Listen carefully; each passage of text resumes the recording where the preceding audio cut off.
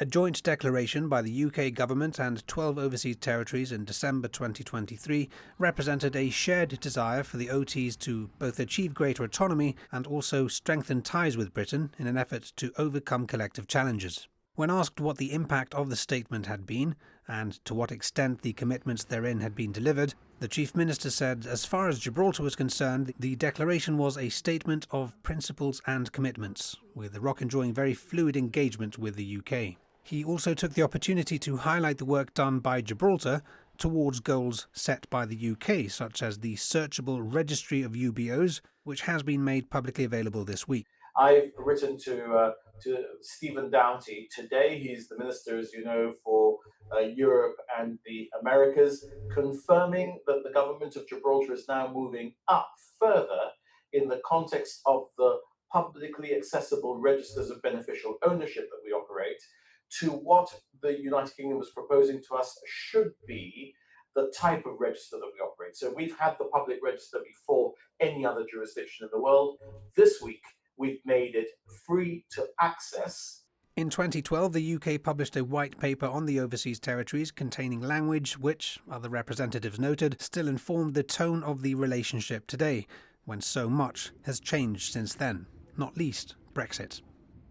Mr. Picardo said, both a new white paper and new compacts, a more concise form of report, may be needed. The question has to be asked, whether it's a white paper or whether it's compacts, where is the future of the overseas territories in the constitutional architecture of the United Kingdom? Because in my submission, where we sit now does not sit comfortably with the United Kingdom's obligations under the European Convention or indeed human rights conventions internationally, or even the Human Rights Act. And those are issues that I think would not likely be solved by a compact and would likely require more of the sort of long-term thinking that a white paper requires, although you might nonetheless have compacts alongside that.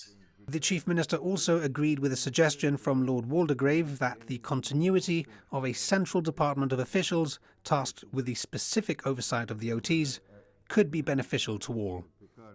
The reality is that today's interaction rests on the personal relationships that one builds with Foreign Office ministers and with Foreign Office officials. And we've been very lucky in Gibraltar. First of all, that our key issues are Foreign Office issues because they are traditionally the issues that relate to the Spanish sovereignty claim, etc., etc. The relationship with officials is as important as the relationship with ministers, and of course, officials change less. And we have been extraordinarily lucky to have almost a decade when we've had one or two particular officials who have stayed in different posts, and that has really helped to develop the Gibraltar relationship.